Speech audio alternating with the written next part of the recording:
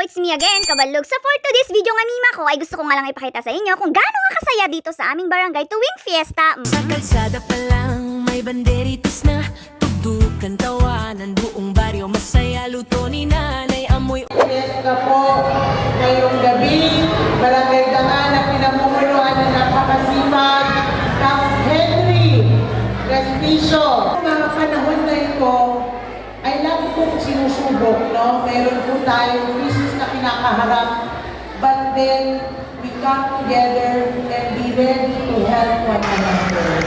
tugtugan, tawanan, buong baryo masaya, luto ni nanay, amoy ulam sa hangin, lahat nagkakaisa, walang iwanan sa amin.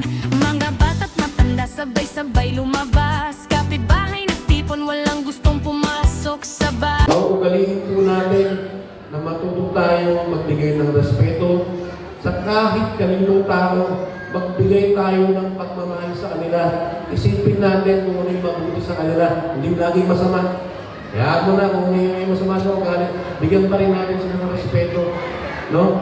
Ito po ay magpapaalala sa atin parati na bilang isang komunidad, nagmamahalan tayo. Kahit na minsan, meron tayo mga hindi pagkakaunawaan, pero at the end of the day, isang gusto natin umunlad, maging masaya yung mga kabaranggayan natin, at kahit pa paano, may anak natin sila sa buhay. Ito po. Happy Fiesta sa ating lahat! Mga bata't matanda sabay-sabay lumabas, kapitbahay nagtipon, walang gustong pumasok sa bahay. Ngayon ang araw na ating hinihintay, fiesta ng Dangan, walang kapantay.